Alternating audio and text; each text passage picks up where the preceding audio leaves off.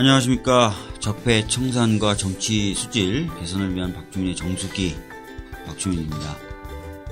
오늘은 세월호 참사에 대해서 얘기를 해보려고 합니다. 저희들이 지금 세월호 참사에 대해서 다루는 이유가 있어요. 왜냐하면 11월 23일 정도 되면 제2기 특조위 발족을 위한 설립을 위한 사회적 참사법이 국회에서 통과되느냐 마느냐 이런 상황입니다, 지금. 그래서 다시 한번 국민분들하고 세월호 참사에 대해서 얘기 나누고, 그래서 관심도 좀 더 높이고 이렇게 하려고, 가슴이 좀 아프고 답답할 수도 있고 하지만 세월호 참사에 대해서 다시 다루려고 합니다.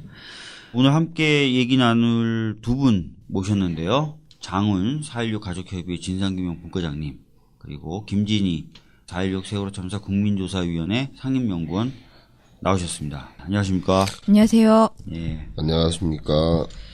두 분 저하고는 다 인연이 많은 분들인데요. 간단하게 자기소개 좀 부탁드리겠습니다.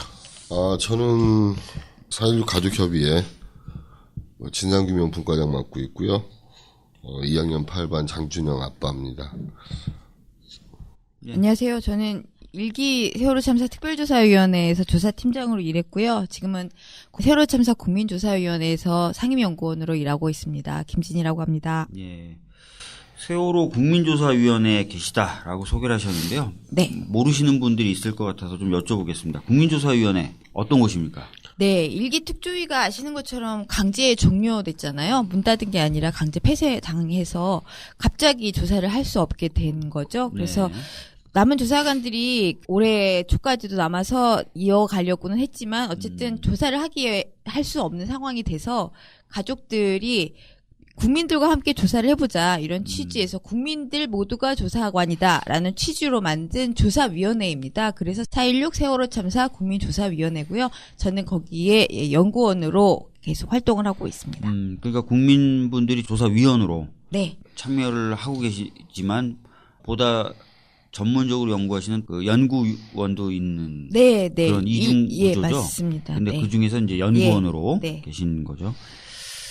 사실 1기 특조위가 강제로 종료된 뒤에 1기 특조위에 계셨던 조사관 분들이 국가를 상대로 소송을 제기하셨었죠. 네, 맞습니다. 종료를 강제로 당한 것이기 때문에 네. 법이 정한 기간에 못 미쳐서 강제로 종료당한 것이기 때문에 정상적으로 종료될 때까지 임금을 달라. 네. 어떻게 됐습니까? 그래서 9월 8일 날 판결이 나왔고요. 이따가 말씀드릴 명단하고도 이제 관련이 있는 건데, 결론적으로는 저희의 손을 들어준 거죠. 법원이 지금 이제 임금을 달라라고 요청했다고 말씀하셨는데, 물론 소송의 취지가 그것은 맞지만, 실제로 그 소송의 의미는 결국 1기 특별조사위원회의 강제 종료는 불법이었다라는 판결이었고요. 저희가 또 원했던 게 그 판결이었기 때문에 거기에 대해서 저희가 환영하고요. 어쨌든 1기 조사위원회를 강제 종료한 것은 불법이었고, 저희 1기 특별조사위원회는 8월 4일까지 보수적으로 잡더라도 8월 4일까지 활동을 했어야 한다라는 법원의 판결을 받아낸 성과입니다. 네. 일단은 법원에 의해서도 1기 특조위 강제 종료는 불법하다라는 판단이 내려지는 상태라는 것이고요. 근데 항소 안 들어왔어요? 네, 항소를 안 했더라고요. 왜냐하면 최근에 정부가 정부의 잘못에 의해서 제기된 소송에 대해서 꼬박꼬박 항소와 상고를 하던 그거를 버리겠다. 특히 이제 법무부나 검찰 쪽에서 그런 입장을 표명한 뒤에 많은 소송이 그런 식으로 조기 종료되고 있습니다. 아, 예. 네. 그래서 아마 항소 안 할 거예요. 하려나? 항소 들어와도 재밌을 거예요. 기간이 지났죠? 네, 그럼 확정된 거고, 네, 바로 이제 국가가 잘못한 것으로 확정이 된 거네요.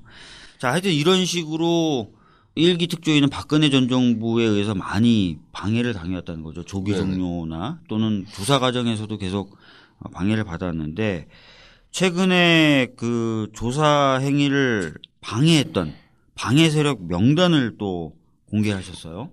명단을 공개하게 된 경위는 어떻게 된 거죠? 네, 지금 말씀하신 저희 이제 일기 특조위 강제 종료가 불법이다라는 것이 9월 8일 날 법원에 의해서 최종 판결이 나온 것에 대해서 저희가 이제 환영하는 뜻의 성명을 국민조사위원회가 내려고 준비를 하는 과정에서 그러면 이 불법을 한 거잖아요. 정부가 불법을 한 건데 그럼 누가 한 거냐?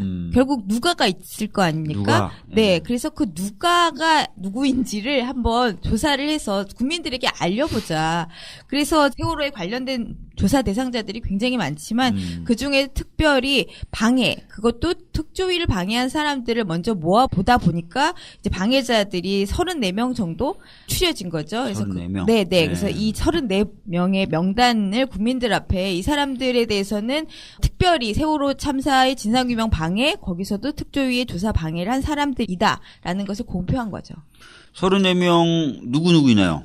좀 망라를 하자면 좀 더 많을 수 있지만 매우 직접적인 행위 중심으로 드러난 행위 중심으로 좀 뽑았습니다. 그래서 해수부죠. 해수부는 그 당시에 저희가 관할 기관이었기도 했고요. 네. 그래서 해수부가 그때 사실 이제 언론을 통해서 드러나지 않았습니까? 해수부가 문건을 통해서 특조위의 조사 활동을 방해해라. 7시간 조사를 막아라. 그래서 이런 정황들이 드러났던 것, 그리고 일기조사위원회 준비단 시절에 세월호 참사 특별조사위원회의 활동들을 방해한 정황이 드러난 그런 공무원들, 파견 공무원들 중심으로 했고요. 당연히 이때의 수장이라고 할 수 있는 유기준 장관이나 김영석 장관, 당시 차관이었죠. 그리고 그다음에 해수부는 사실 인양 문제도 있습니다. 네. 그래서 저희 특조위 방해라고 명확하게 할 수는 없으나 인양도 저희는 굉장히 중요하게 생각하고 있기 때문에 특별히 몇 분만 좀 뽑았습니다. 그래서 연영진 당시 추진단장이라든가 김현태 부단장이라든가 이철조 부단장님 뭐 이런 분들을 좀 지적을 했고요. 당연히 당시에 저희 준비단 때 파견됐던 파견 공무원들과 그리고 이후에 일기특조위에 파견됐던 공무원분들 있으십니다. 이분들 정말로 디테일하게 방해 많이 하셨는데요. 이분들에 대해서도 저희가 문제 제기했고요. 그리고 이후에 강제 폐쇄에 대한 책임을 좀 더 물어야 되겠죠. 문을 닫게 한 분들이 있고요. 그리고 최근에 알게 된 건데 저희 일기 특조위를 중간에 문을 닫다 보니까 결과 보고서를 내지 못했는데 저희들이 다 나온 다음에 파견 공무원들 마음대로 청산백서라는 정말 듣도 보도 못한 문건들을 내고 오셨더라고요. 그래서 이것에 대해서 책임을 물어서 폐쇄 당시 사무처장님인데 이분은 아직도 해수부 장관 비서실장님으로 계신 것으로 알고 있어요. 그래서 좀 이런 부분에 대해서도 저희가 지적을 했고요. 그다음에 해경과 특조위 위원 그리고 청와대에 대해서 좀 두루두루 좀 해서 34분을 뽑았습니다. 여기에 뭐 현기환, 현정택 이런 분들 들어가 있나요? 아, 네, 그렇습니다. 그래서 그래요? 지금 청와대 좀 말씀을 좀 드리면 청와대에는 당연히 박근혜 대통령 또 우병우, 조윤선 정무수석, 김재원 정무수석 그 당시에 정무수석이었지만 김재원 의원님 같은 경우 사실은 촉발시킨 계기를 만들어 주셨죠. 세금 도둑. 네. 특조위를 세금 도둑이라고 매도하면서 이후에 저희가 청산을 할 때까지도 계속 특조위는 세금 도둑이라는 언론과 여당의 공격을 받아야만 했습니다. 그다음에 현정택 당시 정책수석이었고요. 홍남기 기획비서관 그리고 최재형 기획비서관, 김상률, 김성우 이런 수석들이 모두 다 포함되어 있었습니다. 아니 근데 이번에 이현 당시 부위원장이 국정감사 때 나와가지고 현기환, 현정택 두 사람 이름을 딱 얘기하더라고요.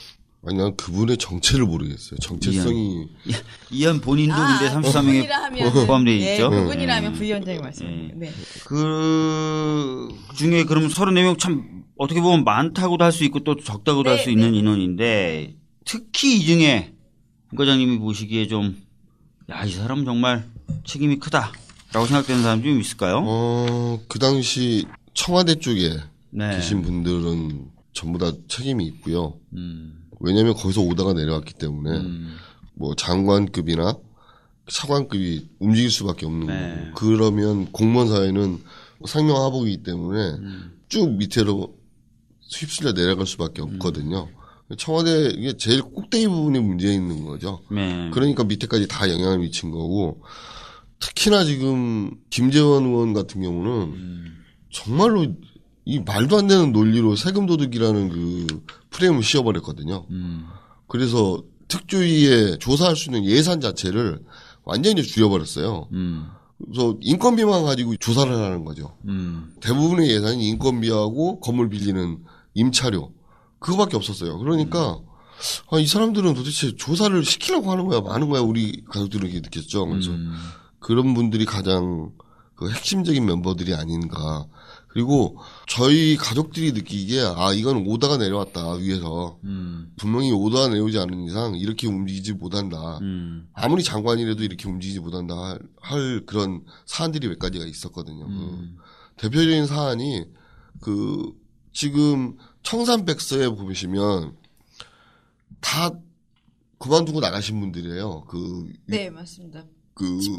지필진으로 네네. 계시는 의원들이 다 그만두고 나가신 분들이거든요. 위원들. 왜냐면 특조위 위원들이 특조위에서 뭐 청와대 7시간을 조사하게 되면 우리는 못 하겠다. 그리고 다 나가신 분들이 5명의 여당 추천위원들. 여당 추천위원들. 그 당시 여당 추천위원들인데 그분들이 다 여기 지필진에 들어가 있는 거예요. 어이가 없는 거죠. 나갈 때는 언제고 여기 또 들어와 있어. 그 집필한다고 또 돈 받았을 거예요. 그 원고료 받고만 했을 거예요. 그게 세금 도둑이지. 맞아요. 네, 4천만 원이 집행됐더라고요. 그래서 100부를 찍은 것으로 알고 있는데 이 100부가 어디가 있는지도 모르는 거고요. 거기에 그 별첨 자료에 보면 일기특조위가 만들었던 중간 보고서가 편파적이어서 이걸 만들었다는 거잖아요. 이런 걸 만들어서 별첨으로 놓고 온 그 행태가 이해할 수 없거든요. 처음으로 들었어요. 유가족 세력이라는 표현을 썼다 표현을 그러죠. 명예훼손 내용들이 그냥 다수 포함되어 있는데. 그거 좀 꼼꼼하게 검토하셔가지고 진짜 명예훼손 같은 거 문제 삼는 것도 방법일 것 같은데 그런 계획은 없으신가요? 그 청산백서에 대해서? 네. 당연히 논의 중이고요. 좀 더 말씀해 주셔야 될 것 같아요. 그 부분은 우선 이기특조위 좀 띄우고요. 띄우고 좀 해보려고 지금 생각 중에 있어요. 지금 뭐 여러 가지 과제들이 있지만 제일 급한 게 사실 이기특조위를 좀 제대로 세우는 일이겠죠. 그래서 오늘 저희들도 방송을 하는 거니까 그거 이후에 그런 것들을 검토해가지고 진상규명 작업과 함께 책임자 처벌 이런 식이 좀 진행될 것 같다 이렇게 말씀하셨습니다. 저 부연 설명을 좀 드리고 싶은데 사실 이제 이 한 사람 한 사람들에 대한 조사들을 당연히 해야 되는데 결국 이걸 발표한 거는 지금 잠깐 장훈 과장님도 말씀하셨지만 저희가 그때 일기특조위에 있을 때에도 가족들도 마찬가지로 느끼셨겠지만 왜 이렇게까지 하지라는 생각들을 했어요. 사실 7시간들을 방해하는 과정도 진상규명 소위원회 전원 합의로 통과한 안건에 대해서 갑자기 다음 소위원회에 오셔가지고 이분들이 갑자기 배지라 되게 유명한 변호사 분들이시고 되게 훌륭하신 분들이잖아요. 근데 이분들이 갑자기 반장 회의도 이렇게 훌륭은 안 해요. 훌륭하지 않나요? 네. 초등학교 반장 회의도 갑자기 자기들이 손들어서 해놓고 다음날 아니야 나 몰랐어. 나는 신청서 본 적도 없어. 이런 식으로 거의 땡깡 수준으로 하시는데 저희는 배석을 한 조사관들이 다 어이가 없어서 웃을 수도 없는 그런 상황이었거든요.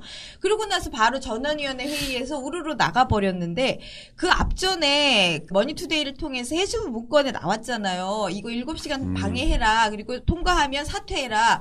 사실은 전원위원회 들어갈 때 저희가 배석을 하면서 설마 이미 문건이 나왔기 때문에 쪽팔려서라도 안 할 거라고 생각했어요. 그런데 정말 문건대로 하시더라고요. 아니 그래서 이번에 이제 국가기록원에서 발견된 문건 보면은 더 가관이잖아요. 그러니까 그 해수부 문건이라고 얘기하셨던 BH를 특조위가 조사하는 것을 결정하면 여당 추천위원들은 사퇴하되 부위원장이 주최하는 기자회견의 형식을 통해서 해라라는 문건이 있었는데 그거대로 지금 했다고 지금 말씀하시는 건데 그 배경이 되는 문건들이 쭉 나왔잖아요. 이번에 뭐 국정감사 때도 저희들이 문제제기하기도 했었지만 계속해서 부위원장을 통해서 협의를 하고 그다음에 진짜 그만두게 하고 이런 얘기들이 쭉 나왔고 실제로 거기 보면은 이현은 그런 거죠. 5명 전부 다 사퇴하지 않고 나는 사퇴하지 않았는데 그걸 보면 내가 허수아비가 아니고 내 뜻대로 그리고 나는 청와대가 시키는 대로 안 했던 인물이라고 보여지지 않냐라고 주장하는데 그 청와대 문건에 보면 4명이 사퇴할 예정이라고 되어 있죠. 그래서 제가 이제 이현 부위원장은 내가 그래서 아까 그분의 정체가 좀 헛난 이유가 그때 갑자기 두 번째 소위원회에 와서 아니다. 우리는 모르고 통과시켰다고 했을 때 그때 소위원장이 물어봤어. 왜 갑자기 이러시냐고. 그리고 이걸 어떻게 아시게 됐냐라고 얘기했을 때 사실은 거기서 이현 부위원장에게 얘기 들었다고 얘기를 했던 거죠. 그 사이에 이현 부위원장이 역할을 하지 않았으면 갑자기 이 분들이 그렇게 뭐 열심히 하셨던 분들도 아닌데 오셔서 그러셨겠어요. 역할을 하신 거죠. 자, 요 얘기는 뭐 요 정도 좀 정리하고요. 네. 그러니까 결과적으로 세월호 진상규명을 방해하는 청와대로부터 시작된 조직적인 움직임이 있었고 그 움직임에 가담했던 사람들 중에 제대로 조사 안 된 사람이 약 34명 정도 되고 그 중에서 더 웃기고 비참한 거는 세월호 특조위에 들어와 있었던 위원들조차도 포함이 돼 있다. 여당 추천 위원들조차도 그렇죠. 34명에. 네. 그러니까 얼마나 참담한 거냐 사실은. 진상규명을 하라고 만들었던 기구에 소속돼 있는 사람이 진상규명을 방해했을 정도니 그 정도로 좀 정리하고 넘어가면 될 것 같고요. 아까 장훈과장님 말씀하신 대로 이후에 이 34명에 대해서는 2기 특조위가 뜨면은 당연히 조사되고 처벌되는 그렇죠. 거고요. 그리고 2기 특조위가 뜨기 전에도 지금 뭐 말씀드릴 내용인데 이런 문건 조작이라든지 보고 시간 조작은 이미 이제 검찰로 또 넘어가서 조사가 되고 있거든요. 그렇기 때문에 검찰 조사나 2기 특조위에 의한 조사나 이런 것들이 지속적으로 이루어질 것이라고 보여집니다. 그래서 하여튼 넘어가서요. 얼마 전에 이제 이 진상규명이 제대로 되지 않았다는 것을 또 알 수 있게 해주고 특히 진상규명이 그래서 더 필요하다라는 것을 국민분들에게 각인시켜준 또 하나의 사건이 발생한 거죠. 박근혜 전 정부 때 청와대에서 박근혜 전 대통령한테 보고한 시점이 조작됐다. 그렇죠. 예. 그리고 청와대가 법적인 책임을 지지 않기 위해서 국가 위기관리 기본 지침이 불법적으로 변경됐다. 이 사실이 지금 폭로가 됐어요. 빨간 눈을 축축 예. 들어가면서요. 이 얘기 들으시는 순간 어떤 느낌이셨어요? 뭐 저희는 예상하고 있던 얘기였어요. 왜냐하면 청와대에서 해경 쪽으로 계속 전화를 하고 TRS로 하는 걸 보면 분명히 9시 초반대거든요. 네. 근데 대통령한테 10시에 보고했다? 이거는 좀 말이 이게 좀 맞질 않아요. 네. 그래서 적어도 9시 반에는 우리는 보고가 올라갔을 것이다 생각은 했었는데 정말 9시 반에 올라갔더라고요. 올라갔는데 어떻게 보고가 올라갔는지는 모르겠어요. 근데 10시 보고 내용을 보면 아주 소상히 알고 있는 거거든요. 정말 소상히 그대로 알고 있는 거거든요. 그런데 그 당시에 해경이나 어떠한 매스컴들도 그 정도 소상히 알고 있지 않았어요. 네. 그렇다면 이게 사후에 만들어진 보고서가 아닌가라고 생각이 들 정도로 너무 소상히 나와 있거든요. 맞아요. 그래서 이제 계속 보고 시점이나 이런 것들 조작했을 것이다라는 얘기가 나오는데 그래서 그 문건도 공개됐는데 그렇죠. 어제 또 새로운 내용이 또 나온 거죠. 뭐냐. 해경보다 청와대는 먼저 알았을 것이다. 네. 예, 그러니까 무슨 얘기냐면 9시 반에 알았을 것이다 보다 더 전에 알았을 것이다는 거죠. 청와대가. 그렇죠. 그 내용의 근거가 되는 게 뭐냐면 오히려 청와대가 해경에 먼저 전화를 건다. 먼저 전화를 걸어요. 예, 전화를 걸어서 그 여객선 조난 신고 들어왔냐라고 오히려 해경에 물어보죠. 그 녹취록이 나온 거죠. 그래서 이 이야기는 지금까지 알고 있었던 것보다 훨씬 더 이른 시점에 청와대가 어떤 경로인지 모르겠지만 이미 세월호 관련된 사고가 발생했다는 걸 알고 역으로 해경에게 그 사실을 확인한 것. 그렇다면은 청와대 인지 시점부터 시작해서 박근혜 전 대통령에 대한 보고 시점이 더 당겨질 수도 있는 그런 정황이 나온 거죠. 그리고 한 가지 더 문제되는 게 뭐냐면 그 문건에서 보면 사고 시각을 추정을 해요. 네. 8시 35분 경이라고. 근데 이 보고는 어떻게 올라갔는지를 모르겠어요. 그러니까 지금 이 사고 시점에 대해서도 참 이게 세월호 참사가 밝혀지지 않은 게 너무 많은데 아주 기본적인 건데 이 참사 시점에 대해서도 사실은 제대로 조사가 되지 않았어요. 네. 그래서 어제 국감장에서도 나왔지만 뭐 특조위 때문에 밝혀졌지만 소방방재청 같은 경우가 8시로 했었고요. 실제로 해운조합의 인천지부 상황보고서도 8시라고 되어 있고 진도군청이나 해양조사원 항행경보 같은 경우는 8시 30분으로 되어 있어요. 진도군청이 참 8시 25분. 그리고 이번에 밝혀진 거에 보면은 8시 35분이라고 되어 있잖아요. 근데 사실은 이게 뭐 그냥 루머도 아니고 공공문서 아닙니까? 그러면 이것부터 당연히 조사가 됐어야 되는데 여기에 대해서는 정말 너무나 다른 시간대 8시 25분, 8시 30분, 8시 35분. 저기 단원고 네, 칠판에 써 있는 상황판에 써 있는 네, 네. 시간도 8시대였어요. 8시 때였죠. 맞습니다. 그러니까 보통 사람들은 체감하지 못하는 네. 뭐 한 10도나 15도 정도 기울었을 때 아 이거 사고 났구나 해서 누가 보고를 올린 거죠. 네. 난 그렇게밖에 생각이 들 수가 없어요. 저도 그렇게 생각해요. 그러니까 배가 기울어지면 우리가 알고 있는 상식적으로는 배를 바로잡기 위해서 네. 밸런스 펌프나 그러니까 그 밸런스 펌프, 네. 평형수를 왔다 갔다 하는 펌프들이 있거든요. 그걸 아마 작동을 해봤을 거예요. 근데 고장 났다는 거잖아요.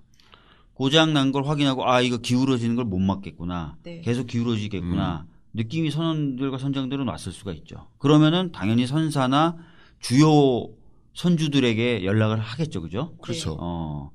주요 이제 연락하는 망에 아마 국정원이나 이런 데가 네. 있었을 가능성이 있고 네. 특히 이제 보고책이 있었잖아요. 사고 네. 보고 개통도에는 네. 국정원이 1순위로 보고하게 돼 있었으니까 아마 네. 그 라인을 타고 굉장히 이른 시간에 이미 네. 청와대는 알 수 있었을 가능성이 있고 특히 그날 청와대에는 NSC 실무자 회의가 있어서 네. 위기관리에 대처하는 재난관리에 대처하는 실무자들이 다 모여 있었기 때문에 더 빠르게 사실은 청와대는 인지했을 가능성이 있죠.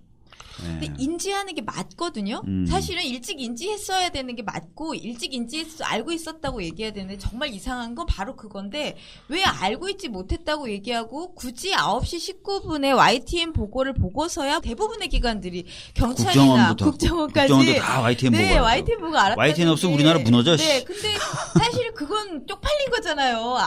먼저 알았다고 오히려 거짓말을 하면 나는 알고 있었는데 그 보도 보고 나중에 확인했어 이렇게 해야 되는데 역으로 얘기하고 YTN은 그럼 누구에게 들었냐 근데 YTN 기자가 말하잖아요 경찰청 고위 간부에게 들었다 그런데 그 경찰청장이 나와서 그건 거짓말이다 우리가 먼저 알지 않았고 우리는 오히려 YTN을 보고 알았다라고 얘기하는 이런 어이없는 거짓말의 연속인 거지. 그 YTN이 그러면 우리나라의 모든 사건을 제일 먼저 하나요? 그러니까 사실은 YTN이 우리나라 국정원보다 더 빠르고 능가하는 국정원을 능가하는 정보기관인데 그럼 국정원을 왜 운영하죠? 그래서 우리가 국정원 기능을 좀 분해해서 좀 더 효율적으로 만들 필요가 있다. YTN에 의존하니까 국정원과 나라가 국정원 너무 높으니까. 최초 보고 시간이나 인지 시간을 뒤로 늦추는 이유는 그만큼 책임을 회피하려는 거예요. 그렇죠. 네. 사실은 이제 책임을 회피하기 위해서 네. 인지 시점을 늦추는 거죠. 왜냐하면 알아봤자 손 쓸 수가 없는 시간대였다라는 것을 자꾸 그런 논리를 얘기하려고. 만드는 거예요. 네. 그래서 박근혜 대통령 탄핵 때도 네. 세월호 문제가 소수 의견으로 올라가긴 하지만 네. 탄핵의 본류에는 빠진단 말이에요. 그런데 인지 시간이 9시 30분이라든지 네. 더 이른 시간에 그냥 10시가 아닌 더 이른 시간에 인지를 했다면 탄핵 사유에서 빠질 수 있을까요? 거기다가 이제 더 핵심이 이거예요. 국가 위기관리 기본지침을 예. 바꾼 건데 이게 진짜 황당한 거거든요. 왜냐하면은 탄핵 사유 말씀하셔서 이제 얘기하는 건데 탄핵 사유에 이게 포함이 안 된다라고 했던 헌재 결정문을 보면은 이런 문구가 나요. 법적으로 청와대가 책임진다고 규정된 내용이 없다. 네, 네. 그러면 추상적으로 성실 의무로 넘어가야 되는데 그렇죠. 성실히 했냐 안 했냐만을 판단해야 되는데 그냥 성실히 했다 안 했다라는 것을 또 명확하게 판단할 기준이 없어서 네. 이걸 탄핵 사유로 삼기가 어렵다가 결론이었어요. 그렇죠. 그러니까 제대로 못한 건 맞는데 법적인 의무를 규정하는 내용이 없고 네. 근데 제대로 못했다는 걸 인정하면서도 그걸 탄핵 사유로까지 끌고 가서 이게 그 정도로 성실하지 못했다고 판단할 만한 기준 같은 게 명확하지 않아서 탄핵 사유로 삼기 어렵다였는데 규정이 있었던 거잖아요. 그렇죠. 그렇죠. 규정이 있었죠. 법적으로 책임져야 된다. 청와대가 책임져야 된다는 규정이 있었던 거죠. 네. 그러니까 만약에 그 당시에 적용되는 규정이었고 이 규정에 따르면은 청와대가 재난에 대해서 컨트롤하는 것이다라는 헌재 판단 대상에 그 정보가 들어가 있었다면 당연히 탄핵 사유 되는 거죠. 그러니까 그런 식으로 다 회피하기 위해서 국가 위기관리 기본지침도 바꿨다라고 볼 수밖에 없는 거죠. 그러니까 네. 해경 1, 2, 3정이 도착하기 전부터 인지를 하고 있었던 거예요. 그럼 해경 1, 2, 3정이 도착하면 해경 1, 2, 3정과 헬기들과 그때 뭐 CN235기 뭐 헬기 511, CN235기는 이제 초계기죠. 예, 초계기죠. 네. 초계기인데 그게 또 되게 기능이 많은 초계기예요. 그렇죠. 항공기예요. 얘는 헬기라고. 고정기라고 예, 예. 부르는. 근데 이게 예, 예. 수면 아주 저공 비행하면서 구명벌을 떨어뜨릴 떨어뜨릴 수도 있고. 네, 대공방송도 가능하고 상황에 대한 그 네. 관제와 통제도 가능하죠. 다 가능하죠. 네. 근데 1, 2, 3정이 도착하기 전에 이 고정익기나 헬기들이 도착을 해요. 네. 그때 한마디 명령만 해줬으면 됐거든요. 그러니까요. 위에서. 아니 그 영상 통해서 거기에 평형수가 있었는지 없었는지까지 의혹을 제기할 정도의 굉장히 고화질의 카메라가 있었잖아요. 열영상 카메라. 그랬다면 사실은 그 열영상 카메라나 이런 것들 그리고 그렇게 저공 비행이 가능했다면 그때의 상황들을 얼마든지 인지할 수 있었던 거죠. 아니 그리고 그것뿐만 아니라 10시 15분에 박근혜 전 대통령이 지시를 했다는 내용이 있어요. 그게 뭐예요? 사실상 탈출 명령에 관련된 네. 지시거든요. 네. 자기네들도 이 이야기는 탈출 명령을 했어야 됐고 그래서 탈출시켰어야 됐다는 정도는 알아요. 그렇기 때문에 적절히 나름대로 지시를 했다라는 내용이 그 내용이 들어가 있는 거예요. 네, 그죠? 네. 적절히 지시했지 않냐. 네. 적절한 지시의 내용의 핵심 탈출이라는 거죠. 탈출시키는 거. 근데 시간을 만약에 그 전에 미리 알았다. 그리고 자기네들이 생각해도 적절한 명령은 탈출 명령이었다. 이 내용을 종합해 보면 시간을 날린 거죠. 그렇죠. 뭘 해야 될지도 알고 뭘 지시해야 될지도 알았지만 안 왔던 거죠. 제가 박 의원님한테도 그러고 우리 이제 국민조사위 가서도 그러고 자꾸 시간대가 어긋난다고 그러잖아요. 네. 정부 발표 타임라인이 어긋나요. 그 이유가 여기에 있는 거예요. 책임을 회피하려니까 전부 뒤로 시간대를 밀어버리는 거예요. 헬기 도착 시간도 확실치가 않아요. 네, 맞습니다. 그 헬기가 그게 맞는지도 모르겠고 이걸 하나 뒤로 미루려고 여러 가지를 조작했을 가능성이 되게 많다는 거죠. 네. VTS 항저까지도 TRS 이런 것도 다 조작했을 가능성이 되게 많다는 거죠.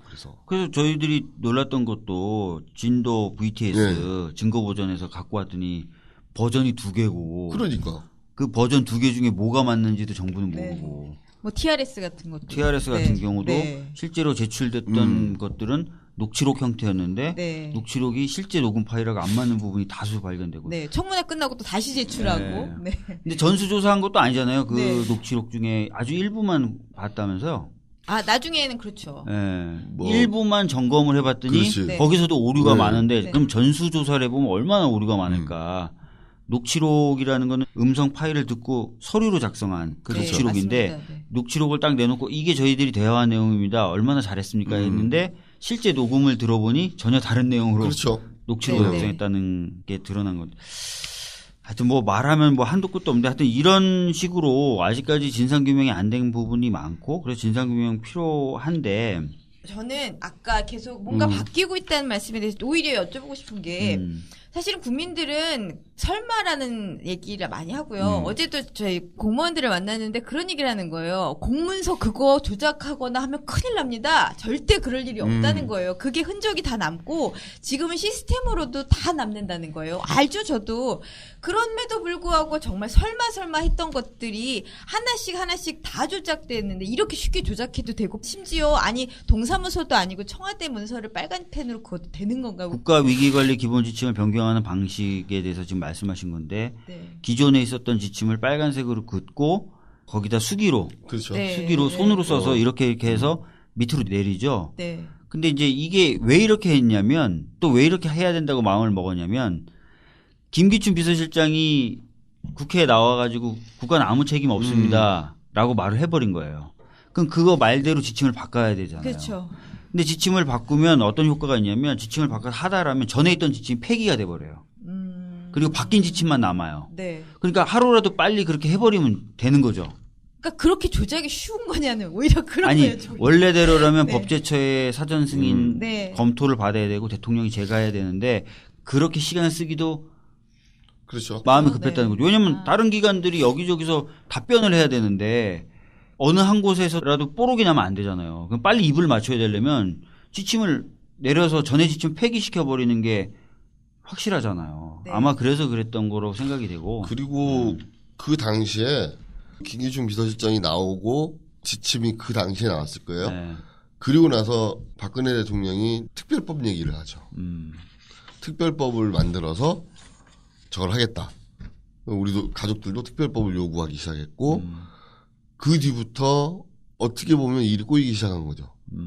특별법을 우리는 수사권 기소권을 요구했고 정부에서는 절대 안 된다. 그때 다수를 차지하고 있던 새누리당도 절대 안 된다고 그러고 어쩔 수 없이 받을 수밖에 없는 환경까지 몰려버린 거예요. 그 특별법을.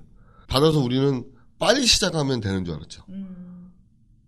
근데 그 맘대로 안 되더라고요. 뭐 예산을 그 다음에 8월 7일날 나왔던가요? 네. 그냥 뭐 돈 한 푼 없이 어떻게 조사를 하는 거야? 이 지침 변경한 것 좀 잠깐 더 말씀드리면 제가 황당했던 게 이 지침을 박근혜 전 정부 들어서 세월호 참사가 나기 전에도 한번 바꿔요.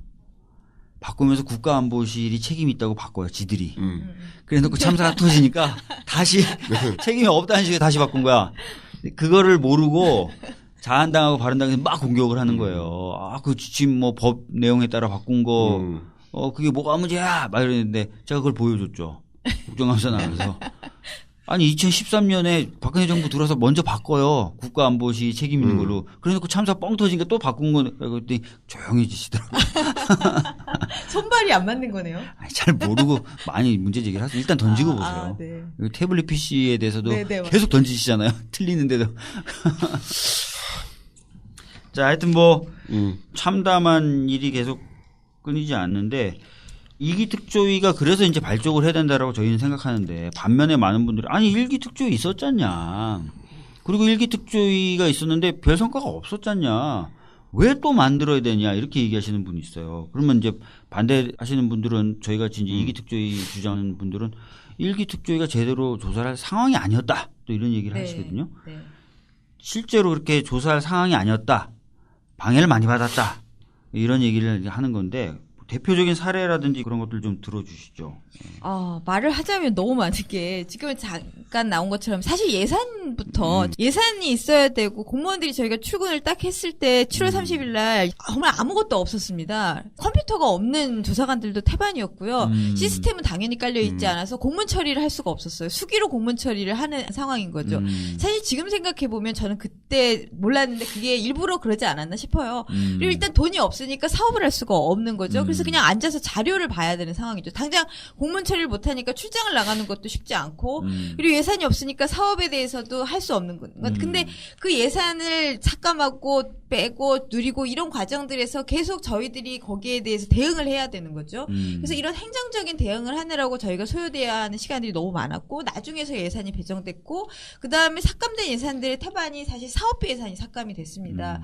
삭감을 할 때 이 사업비를 통으로 삭감을 하는 것이 아니라 일부 삭감을 해서 실질적으로는 사업을 할 수 없도록 이렇게 만드는 방식의 예산 삭감을 해서 저희가 조사 과정에서 쓸 수 없는 예산들 이런 것들이 너무 많았고요. 결국 그 예산도 남길 수밖에 없어서 너희들이 뭐 했냐. 너희들이 이렇게 예산 10억이나 넘게 남겼잖아. 이런 빌미를 자기들이 만들어 준 거죠. 그러니까 전문가들한테 좀 당했다 이런 생각도 들고요. 근데 어쨌든 말하자면 사실은 정말 너무 많지만 가장 큰 건 아까 나왔던 7시간 사건이라고 생각이 들어요. 왜냐하면 소용돌이처럼 그 7시간으로 그 여론이나 이런 것들을 끌고 간 거죠. 그래서 그때 여당 의원들이 전원위원회에서 다 사퇴를 하고 나가버리면서 그때부터 언론이나 여기에 집중적인 공격이 있었고요. 거기에 대해서 대응을 하느라고 조사관들도 정신을 차릴 수 없는 그런 상황이 됐지 않았나 싶습니다.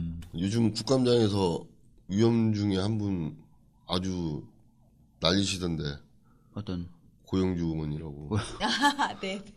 고영주라는 분도 좀 난리지만 뭐 이현 나와서 좀 난리고 뭐 그다음에 뭐 그 당시 해수부 장관 유기준 국회의원 들어와서 김재원 다시 화려하게 복귀하셨고 참 머리 아픈 상황입니다. 예. 저희가 한 얘기가 있어요. 가족끼리 하는 얘기 중에 어떻게 세월호만 거쳐가면 다 영전이 되냐. 네, 정말. 공무원들은 세월호를 거쳐가면 수고했다고 다 위로 올라가요. 하물며 황전원 이 사람 2016년 6월 13일 뉴스타파 보도. 세월호 특조위 제32차 전원위원회 보도.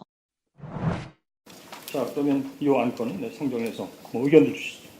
황전원 위원은 원래 아마 새누리당 정당인이었다가 탈당을 하고 여기 처음에 들어오신 걸로 알고 있습니다. 위원을 그만두시고 다시 특정 정당으로 복당하시고 또 국회의원 예비 후보자까지 되셨고 또 그게 잘 안 되니까 또 탈당하고 예비 후보자도 사퇴하고 또 다시 여기 들어오셨는데 이런 경우까지 우리가 예상하고 이 법을 만들진 않았지만은 이런 경우는 당연히 위원 자격 자체가 없는 게 아닌가. 아마 또 이게 그만두고 나시면 다시 또 복당하시겠죠. 법에 규정되어 있는 특조위의 독립성이라고 하는 것이 정치 권력으로부터의 독립을 의미하는 내용입니다. 정치 권력에 기웃기웃거리고 살던 그런 분이 그러기 위해서 비상임위원도 때려치고 나갔던 분이 다시 공천을 못 받으니까 상임위원이 돼서 특조위에 들어온다라고 하는 것이 얼마나 특조위의 독립성을 침해하는 행동을 스스로 한 것인지 반성을 해주시기 바랍니다. 부위원장 선출의 문제가 아니라 상임위원으로서의 자격도 없다고 저는 생각을 합니다. 사무처장이 아니에요. 부위원장이 사무처장이 되려면 전원위에서 승인을 해줘야 되는데 전원위에서 승인을 안 해줬어요. 네. 그러면 이 사람이 사무처장 역할을 하면 안 돼요. 상임 역할을 할 수 있어요. 네. 근데 그 사람이 주도해서 청산백서라는 걸 네, 만들어요. 황재현 의원, 네, 말씀하신, 네. 박근혜 정권 맨 마지막 그 조대환이 네, 네. 또 민정수석으로 민정수석. 네, 네. 세월호가 도대체 박근혜 정권한테는 손톱 밑에 가시 같은 느낌이었을까. 그러니까 뭐 어떻게 보면은 이런 느낌이 들어요. 박근혜 전 대통령의 마지막까지 그 곁을 지키려고 했던 사람들이 다 세월호에 한 번씩은 거쳐가잖아요. 세월호 그렇죠. 특조위를. 그 정도로 이제 네. 박근혜 전 대통령 세월호 특조위를 사랑했던 것인가 아. 아니면 뭐든 어떻게든 무력화시키고 싶었던 걸까. 뭐 답은 국민분들이 다 아시죠. 뭐. 그 위원님들도 그렇지만 이제 파견 공무원들 얘기를 많이 하시잖아요. 근데 저는 특조위에 파견 공무원 오신 분들은 진짜 다 놀러 오신 줄 알았어요. 근데 그분들이 정말 아무것도 안 하셨고 여기 왜 계실까? 출근도장 찍으시나? 막 이런 분들이 많았는데 나중에 이런 분들도 되게 다 좋은 곳에 가시고요. 아주 치사한 거부터 시작을 하는 거예요. 방해를. 그러니까 큰 걸 방해를 하게 되면 눈에 띄니까 아주 치사한 것부터 방해를 시작하는 거예요. 그래서 사람을 뽑을 때도 이상한 사람을 뽑아요. 결정기구를 뽑는데 그 사람 하나가 완전히 분탕질을 하게 만들어요. 근데 그걸 카바를 못해요. 하여튼 뭐 별의별 네. 방해 활동이 진짜 많았고 특히 이제 애초에 특조위를 무력화시키기 위해서 특조위가 가동되는 구체적인 방법이나 이런 것들을 정하는 시행령도 네. 사실 진짜 엉망으로 그때 저희 유가족들 삭발하고 시행령 싸움 했었죠. 했었죠. 예. 그때 이제 뭐 시행령 같은 경우가 하도 문제가 되니까 그 당시 이제 유승민 네. 새누리당 원내대표가 야 이런 시행령이 자꾸 만들어지면 어떻겠냐 해서 국회법 개정안을 합의를 해줘서 그러니까 어떤 내용이냐면 시행령이 법의 취지를 위반하는 식으로 만들어지면 국회가 그 개정을 권고할 수 있는 권한을 갖게 되는 내용의 국회법 개정안을 유승민이 합의를 해줘요. 그래서 국회 통과돼요. 이 박근혜 전 대통령이 그걸 거부하죠. 네, 네. 그러고 나서 유승민 보고 배신자라고 하고 그게 왜 배신자일까요? 야 이렇게 되면은 야 세월호 특조위가 나 조사하고 이러면 얼마나 야 피곤한데 너 그걸 합의해줘라고 하면서 배신자라고 탁 이렇게 낙인을 찍었던 것으로 저희들은 지금 보고 있는데 참 근데 별의별 일이 다 있었죠. 정말 치사하게 공격이 들어와요. 방해가 들어오고. 우리 삭발하는 날 배부상 그 문자가 날라왔다니까. 맞아요. 그때 배보상 문자만 날랐을 뿐만 아니라 제가 누차 강조하지만 보도자료 2번 뿌리고 네. 배보상 보도 많이 하라고 얘들한테. 아니, 미쳐버린 줄 알았어요. 청문회 장소 같은 경우도요. 사실은 저희가 청문회 할 때마다 가장 어려웠던 게 뭐냐면 장소를 얻는 거였어요. 네. 장소를 방해를 하는 거죠. 저희가 3차 청문회를 강제 종료 시점에 이후에 맞아요. 활동 그냥 하면서 했잖아요. 여의도에 국민연금공단 회의실인가요? 거기를 빌렸고 가계약까지 했는데 바로 다음날 전화가 왔었죠. 죄송한데 위에서라고 말을 하진 않았지만 저희가 확인한 결과 그거는 부처에서 어렵다는 의견을 전달한 것으로 알고 있어요. 결국 김대중 도서관에서 할 수밖에 없었거든요. 그리고 1차 청문회도 YWCA라는 민간 회의실을 빌려서 했고요. 그리고 1차 청문회 할 때 밖에서 보훈단체가 저희 청문회 하는 내내 시위를 고엽제 했습니다. 전후에. 네네. 그때 문제 제기를 했을 때 경찰이 데시벨 측정을 하는데 저기 멀리서 저희 청문회장 앞에서 데시벨 측정을 하진 않고 전혀 엉뚱한 후문 쪽에서 데시벨 측정을 해서 문제 제기를 하니까 그게 뭐가 문제냐? 전혀 문제 없다. 저 말씀하신 것처럼 너무나 디테일하셨다는. 고엽제 전후에 대해서 그래서 제가 이번에 국정감사 때 문제 제기를 좀 했었어요. 그 사진들 좀 보여주고 이렇게 하면서. 근데 이제 드러난 게 이제 조윤선 장관이 관리했던 화이트 리스트에 딱 올라가 계신 분들이죠, 그분들이. 그래서 대법원 앞에서 시위하라 뭐 이렇게 하니까 또 진짜 시위하시고. 아이 마음 아파. 근데 참.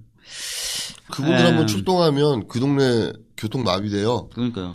그 앰뷸런스들이 쫙 서가지고. 네. 근데 딱지 안 끊어요. 딱지 끊을 리가 없죠. 예산 편성, 파견된 공무원들의 조직적인 업무 혜택, 네. 보훈단체라고 불리는 보수적인 단체들의 동원, 청문회 장소, 네. 시행령 엉망으로 만드는 거 등등등 해서 뭐 예산 배정 거의 뭐 전방위적으로 이 조사를 네. 방해했고 그런 활동을 제대로 하기 위해서 박근혜 전 대통령이 정말 아끼는 사람들을 특조위에 위원으로 보내는. 예, 그 역할을 굉장히 충실히 잘 하셨다는 생각이 들어요. 지금 와서 보면. 그래요. 하여튼 뭐 이런 한계들이 있다 보니까 제대로 조사가 안 됐고 네. 그래서 진상규명 진척도 한 0.4%다?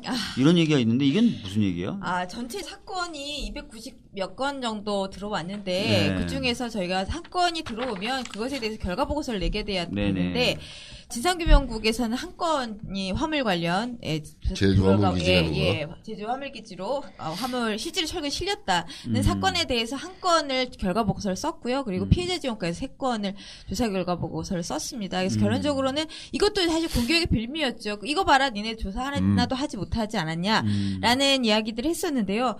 참 성과라고 말씀드린다는 게 좀 저도 있었던 사람 부끄럽지만 조사관들이 그 과정들을 겪으면서 각자의 조사 결과들을 최대한 남기려고 노력을 했습니다. 그것이 공식 비공식으로 남기려고 노력을 했고요.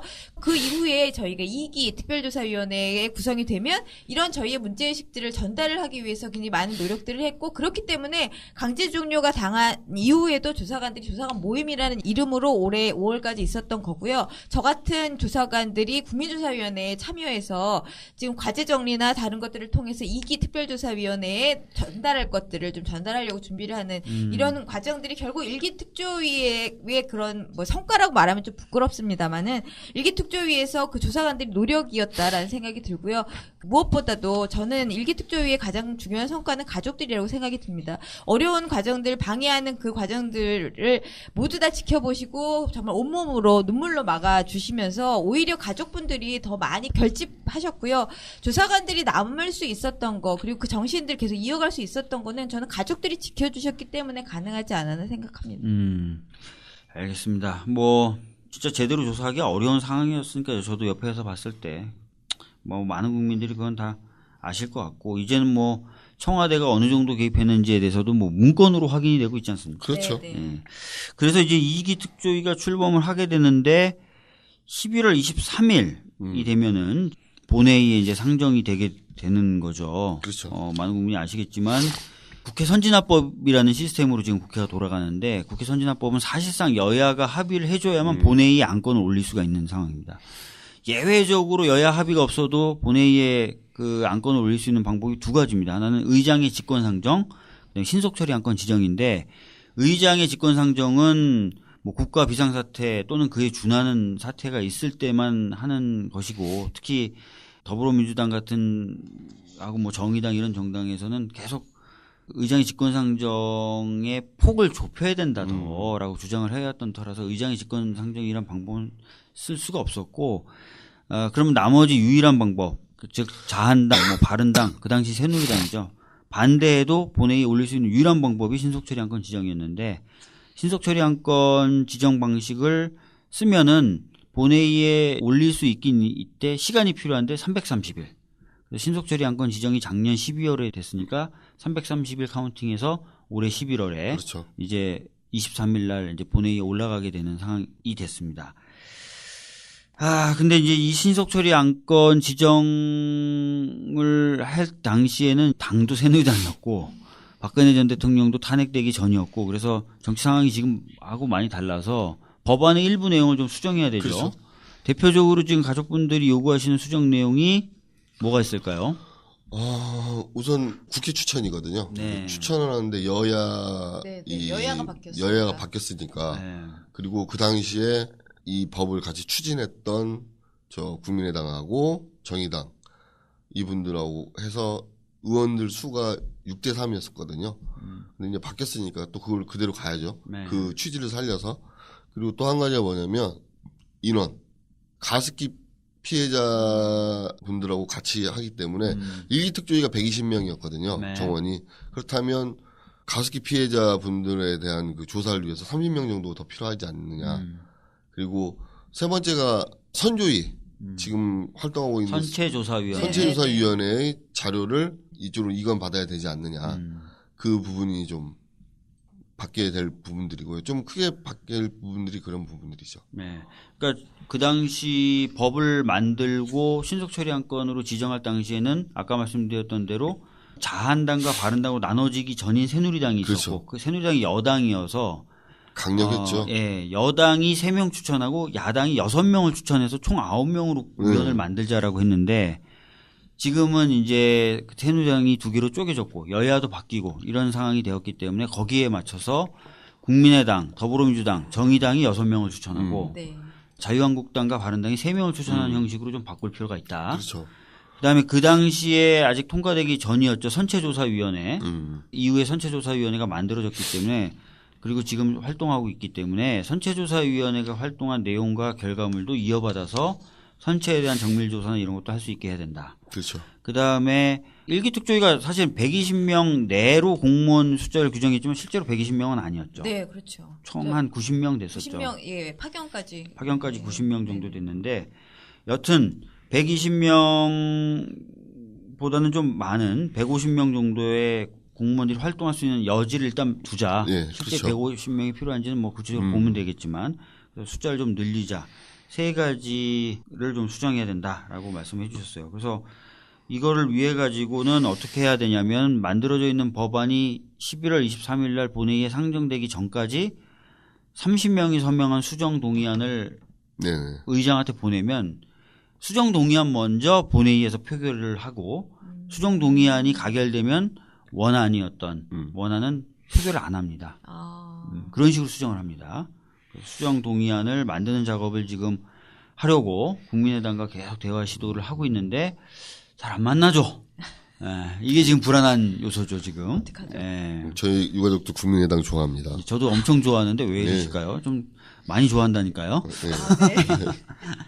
그리고 네. 그 원칙적으로 보면 국민의당 원내대표이신 저 김원철? 김동철. 이러시면 안 됩니다. 네. 이렇구나.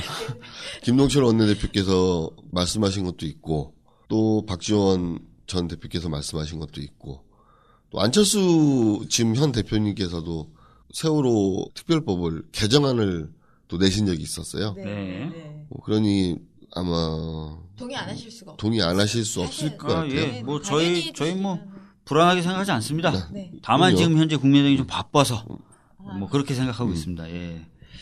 잘 얘기가 돼서 이제 수정 동의안을 11월 중순 정도까지는 이제 의장한테 보내야 됩니다. 보내지 않고선 좀 이상한 상황이 될 것 같아서 계속 노력하고 있습니다. 그래서 사실은 여러분들의 관심이 좀 필요하다는 거예요.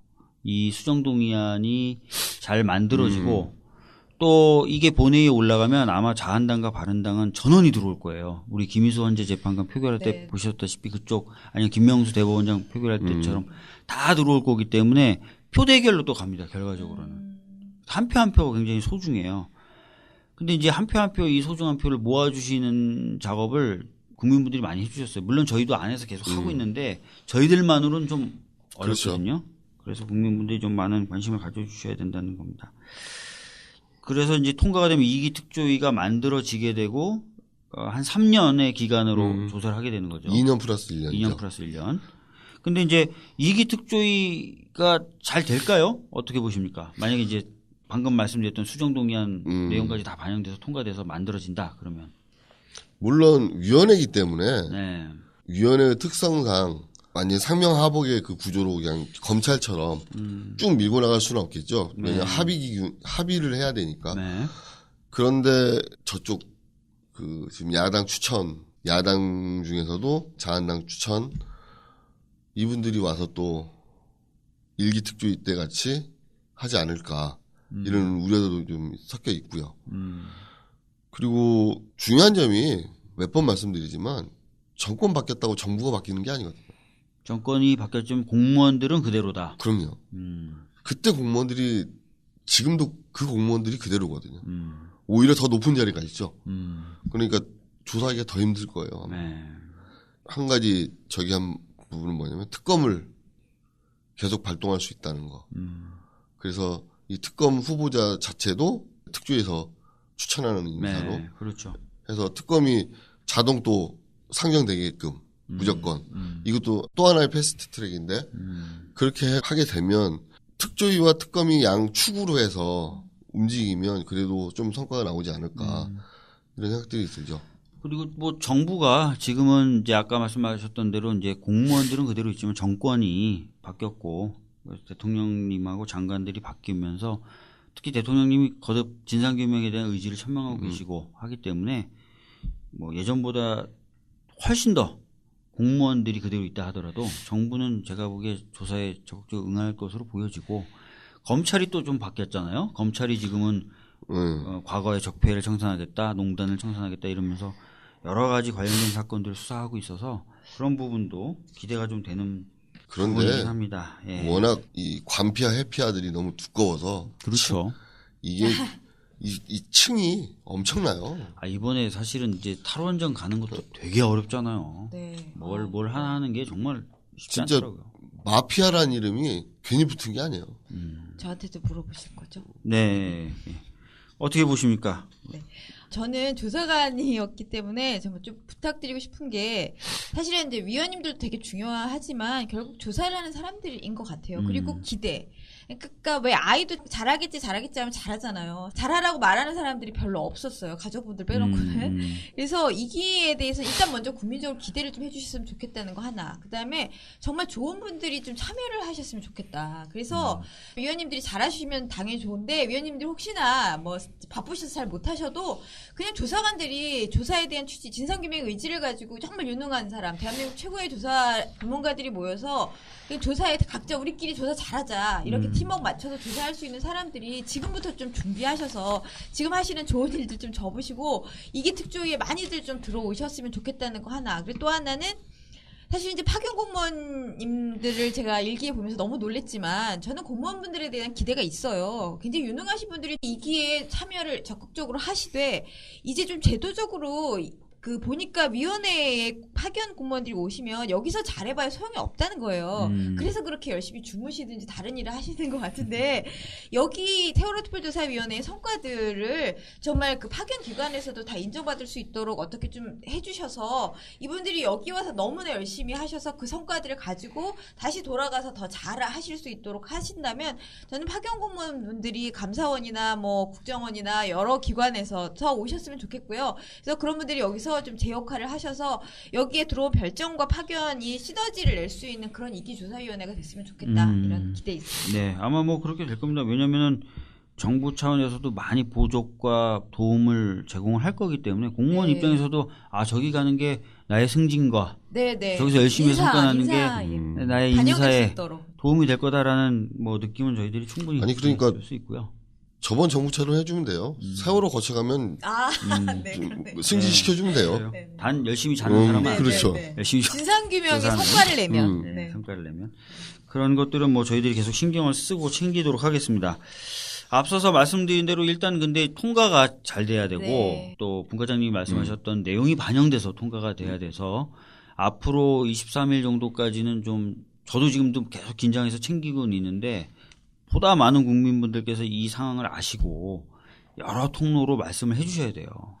제가 국민분들께 부탁드리고 싶은 건 그거예요.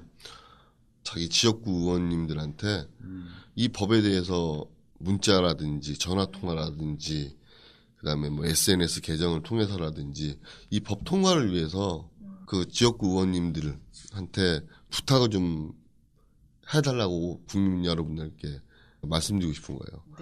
왜냐하면 이거는 이 법은 각 정당에 따라서 좌지우지 되는 법이 아니라고 생각되거든요. 지금 여기서 세월호를 마무리 짓고 가지 않으면 장기 과제로 돼서 뭐 5년, 10년이 지나고 5.18 이런 식으로 가다 보면 지금 자한당도 마찬가지고 바른당도 마찬가지고 더불어민주당도 마찬가지고 이게 발목을 잡아요. 솔직히 말씀드려서 정치적으로 세월호 유가족들이 반발을 했던 가장 큰 이유가 뭐냐면 있는 그대로를 알려달라는 거거든요. 아니 잘못 없으면 조사에서 잘못 없으면 그냥 빠져나가면 되는 거잖아요. 아 조사했는데 넌 잘못 없어. 넌 잘못 있네? 그 책임만 지면 되는 거예요. 근데 이제 이걸 정치적으로 이용하려고 하는 세력들이 있어서 그런 건데 이 정치적으로 이용하려고 하는 세력들을 막아주시는 게 국민 여러분이시거든. 국민분들이 우리 탄핵할 때 보여주셨던 여러 같은 그 성원들 네. 이 법에도 좀 보여주십사 하는 게 제 부탁드리고 싶은 말씀이죠. 국민 네. 여러분께. 김진희 조사관님도 국민분들께 부탁드리고 싶은 바 한 말씀 해주시죠. 네, 아직도라고 하시지 마시고요. 아무것도 되어 있는 게 없습니다. 그래서 세월호 참사 진상규명에 대한 의지들에 대해서는 저는 국민들이 궁금하시잖아요. 거기서부터 시작을 해주셨으면 좋겠어요. 아직 잘 모르시잖아요. 그러면 안 된 거거든요. 그래서 그 궁금증들을 풀어낼 수 있도록 그리고 다시 이런 일들이 일어나지 않을 수 있도록 그 첫마음 그대로 다시 움직여 주셨으면 좋겠고요. 말씀드렸던 것처럼 이기 특별조사위원회에 대해서 끝까지 기대 버리지 않고 잘할 수 있도록 응원해 주시고요. 못하면 당연히 지적하셔야 되겠지만 잘할 수 있도록 기대를 보내주셨으면 좋겠습니다. 네. 오늘 뭐 길지 않은 시간이었습니다만, 일기 특조위 조사 방해 상황, 그 다음에 조사를 방해했던 세력, 최근에 이슈가 됐던 그 보고 시간 조작 및 국가위기관리 기본지침 변경 관련된 내용 이런 것들 좀 짚어봤고요. 이기 특조위 관련된 사회적 참사법의 현재 상황 그리고 그렇죠. 갖고 있는 과제들 이런 것들을 좀 짚어봤고요. 마지막으로 두 분이 국민들께 기대하는 바, 부탁드리고 싶은 바에 대한 이야기도 좀 들어봤습니다. 아까도 말씀드렸다시피 지금 세월호 참사에 대해서 다루고자 했던 이유는 이 진상규명이 된 바가 없다는 거 그리고 진상규명을 제대로 하기 위한 제2기 특조위 건립을 위한 법이 지금 통과를 목전에 두고 있다. 그러나 쉽지 않다. 국민분들의 관심과 참여와 적극적인 의견 표명이 지금 있어야만 되는 그렇죠. 상황이다. 네. 라는 것이고요. 그래서 다시 한번 저도 마치기 오늘 발음이 왜 이렇게 안 되냐. 마치기 앞서서 한 3주 정도만이라도 더 좀 많은 관심을 가져주시고 많은 이야기를 해주셨으면 좋겠다는 말씀 드리도록 하겠습니다. 오늘 바쁘신데 두 분 와주셔서 정말 감사하고요. 우리 23일 법 통과되면 진짜 소주나 한잔 하시죠. 네, 기대하겠습니다. 예, 두 분 정말 감사합니다. 네, 고맙습니다. 네, 수고하셨습니다. 감사합니다. 예, 오늘은 여기까지입니다. 감사합니다.